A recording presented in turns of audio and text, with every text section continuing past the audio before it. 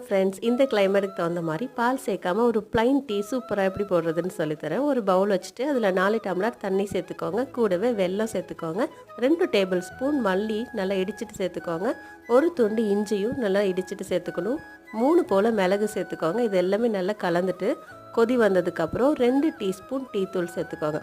Tea தூள் சேர்த்துட்டு ரொம்ப கொதிக்கக்கூடாது. ஒரு கொதி வந்ததுக்கப்புறம் வடிகட்டி எடுத்துடணும். சூப்பரான ப்ளைன் டீ ரெடி ஆகிடும்.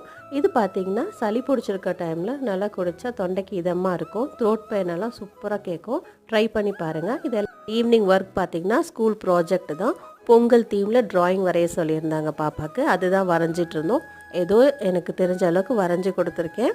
எப்படி இருக்குன்னு சொல்லிட்டு நீங்கள் தான் எனக்கு கமெண்ட் பண்ணணும். பாப்பாவுக்கு ட்ராயிங்னால் ரொம்ப இன்ட்ரெஸ்ட்டு. அதனால் என்னை பிடிச்சி நச்சடித்து எப்படியோ வரைய வச்சுட்டா. இது இல்லைனாலும் குழந்தைங்களுக்காக அவங்களோட ஆசையை நம்ம தானே நிறைவேற்றி கொடுக்கணும். ஒரு மினி வ்ளாகில் மீட்